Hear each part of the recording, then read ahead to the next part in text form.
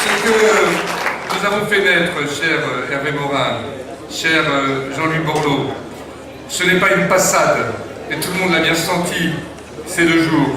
L'Alliance, notre Alliance, c'est vraiment, et c'est profondément ma conviction, un mouvement qui s'inscrit dans la durée, pour préparer l'avenir.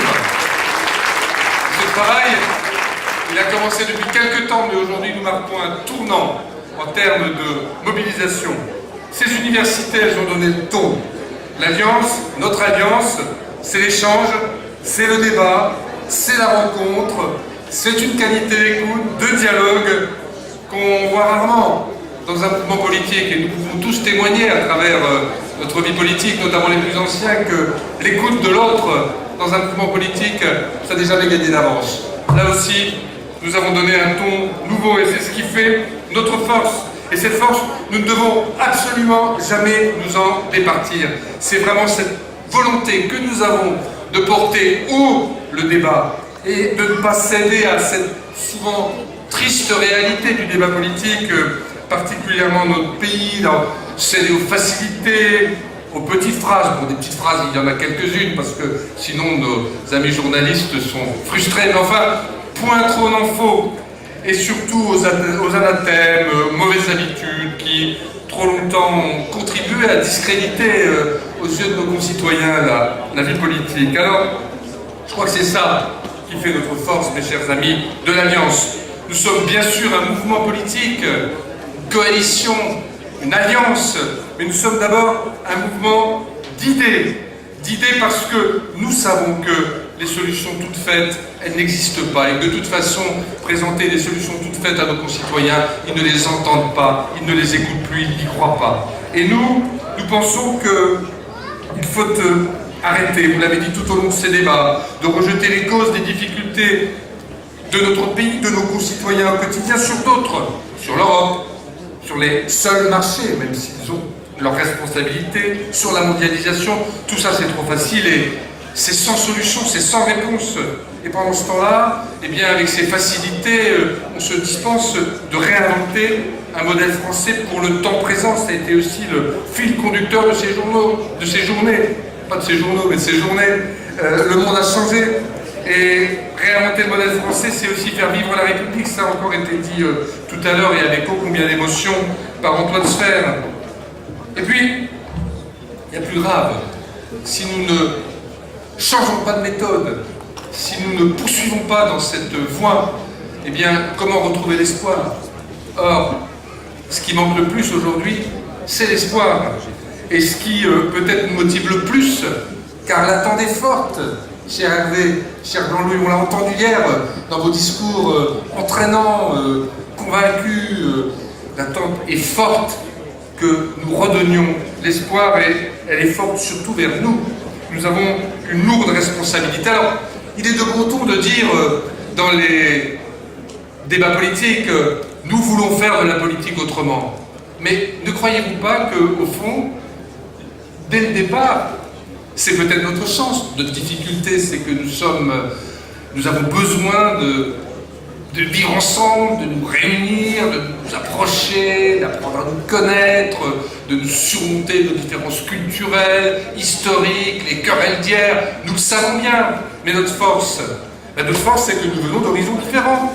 Il y a parmi nous des centristes, de différentes familles, des démocrates chrétiens, des radicaux, des libéraux, des écologistes, et il y a même, excusez du peu, des socialistes.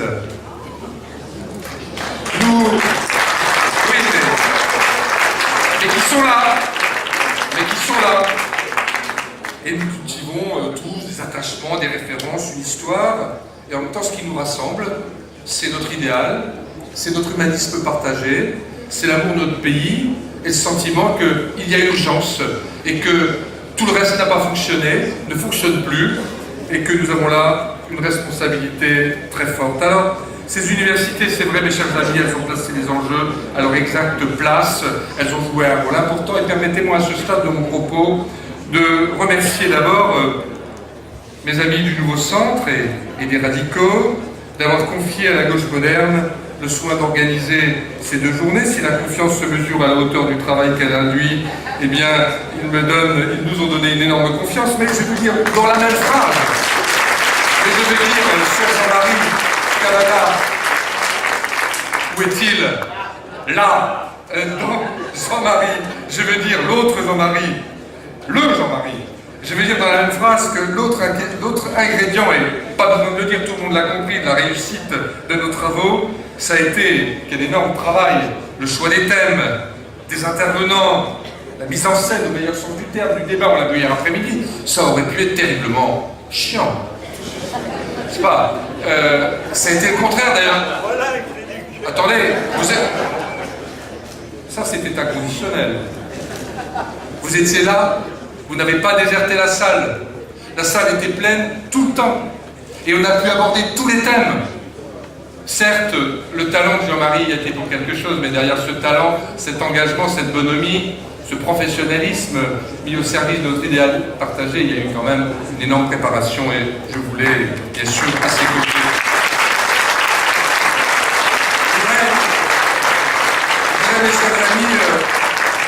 Je voudrais, mes chers amis, remercier également, j'ai salué Michel Fuchot tout à l'heure, mais remercier Christian Debève, notre délégué général de la gauche moderne, parce que vraiment, la claque est organisée, mais on ne l'a pas beaucoup vu sur le devant de la scène, on l'a vu pratiquement jusqu'à hier en Bermuda, en train de sillonner le site, là aussi, merci. Et puis Christian m'a demandé de...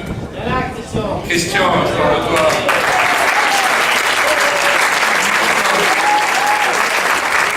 Christian m'a demandé vraiment d'associer, parce que certes, il a été le primus inter pares dans l'organisation, mais d'associer à ses côtés l'équipe dite de Sherpa, même si ça nous énerve un peu nous les politiques, qu'ils se soient qualifiés de Sherpa, mais ça m'en fait tellement plaisir.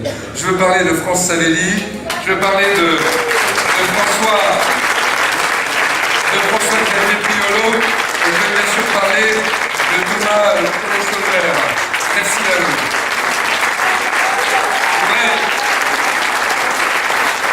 Je voudrais enfin, mes chers amis, remercier tous les militants qui ont apporté leurs compétences, leurs talents, leur concours. Beaucoup d'ailleurs, j'ai dit que notre salle, notre chapiteau a été plein tout le temps, mais beaucoup par contre étaient derrière les différents stands, enfin, et souvent ont été peut-être un peu frustrés à travers ces tâches d'accueil, d'organisation.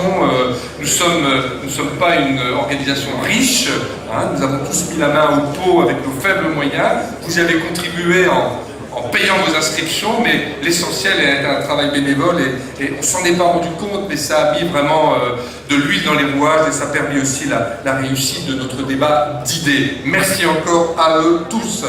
Alors, bien sûr, tout à l'heure, Yvan a aussi symbolisé la présence de tous ceux qui sont venus de plus près, car on est venus de toute la France. Il est ici, hier nous avions le maire de la Grande Motte. Merci vraiment à tous. Alors mes chers amis, je vous vois, tous et toutes, je vous vois et je me dis, nous avons une chance incomparable. Nous avons avec nous, avec chacun et chacune d'entre vous, et mon topo un peu long sur l'organisation n'était pas gratuit, c'était d'abord pour remercier, c'était la moindre des choses, mais aussi pour montrer aux observateurs, à ceux qui nous écoutent, qui nous regardent, ce que nous sommes réellement. C'est ça que nous sommes. Cette manière de fonctionner, c'est déjà nous. Et nous sommes tous ensemble, un ensemble, une somme de volonté, d'expérience, d'énergie, d'engagement. Mais mes chers amis, nous détenons ensemble les clés de l'avenir. L'Alliance républicaine, écologiste et sociale, c'est vous, c'est nous.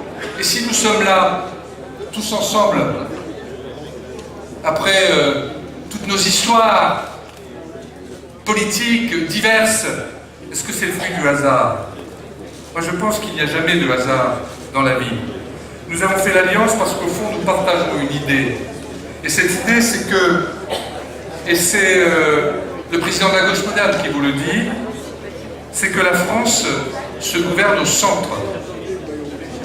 La France, si vous voulez, dans l'axe de la politique française, elle cherche son centre de gravité. Rappelez-vous, c'est le général de Gaulle qui le disait, la France ce n'est pas la droite, la France, ce n'est pas la gauche, la France. Et vous ne pouvez pas reproché au général de Gaulle d'être partisan d'une espèce de consensus mou. Hein.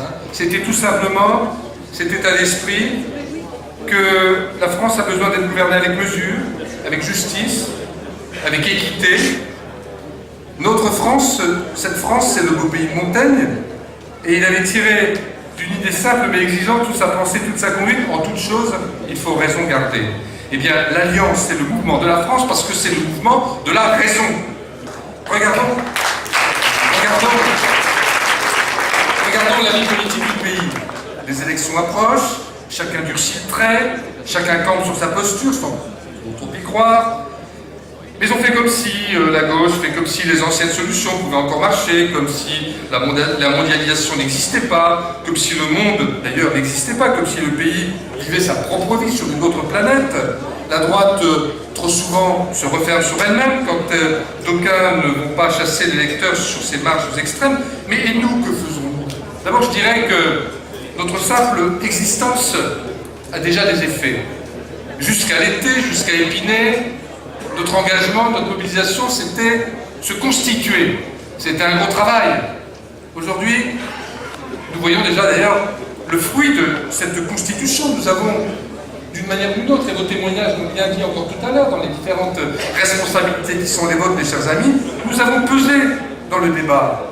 Et nos partenaires de la majorité ont compris, ont commencé à comprendre que mettre la barre à droite toute n'était pas un choix raisonnable quand on voulait vraiment garder le cap.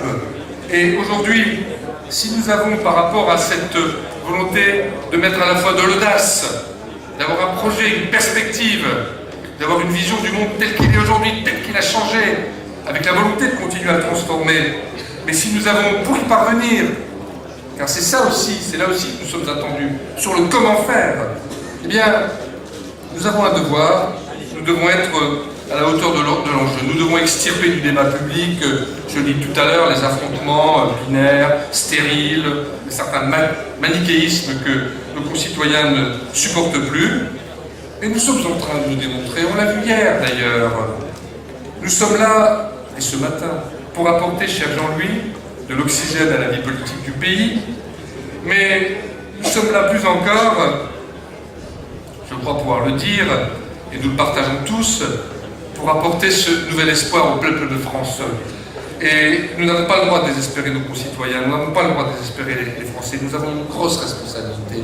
Je prends un exemple, les Français ce n'est pas des zozos, alors il faut arrêter de leur parler comme à des enfants. Par exemple, de leur laisser entendre que la crise sera indolore ou qu'il y a d'autres solutions, car les Français, ils le savent bien, ils le disent tous les jours sur le terrain, que cette crise est une des plus importantes de notre histoire. Ils savent que ce n'est pas une simple crise française, mais une crise, la première de la mondialisation. Ils savent que l'enjeu fondamental, ce n'est pas de savoir si on va taxer un peu plus ou un peu moins les parcs d'attractions, les hôtels de luxe ou les boissons sucrées, et pourquoi pas les portes et fenêtres, comme le fit en 1796 le Directoire, le vent d'ailleurs.